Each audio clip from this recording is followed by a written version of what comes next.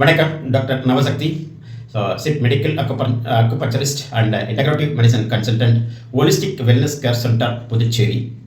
இன்று இதை பற்றி பார்க்க போகிறோம்னா, டிஸ்க் பல்ஜ் சிவியாரிட்டி ரொம்ப அதிகமாக இருக்கும்போது ஸ்டேஜ் 3 அண்ட் ஸ்டேஜ் 4 இந்த கண்டிஷனில் வந்து பெட்லேருந்து எந்திரிக்க முடியாது, வலி ரொம்பவே அதிகமாக இருக்கும் and urine uncontrollable, urine control பண்ணவே முடியாது.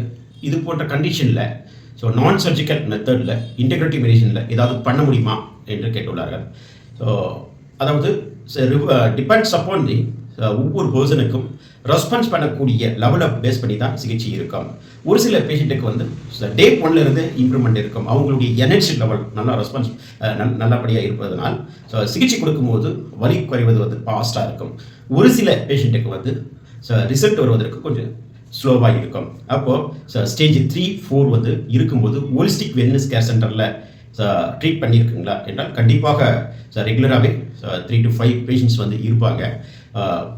ஒரு சில பேஷண்ட்ஸ் வந்து தூக்கிட்டு வருவாங்க.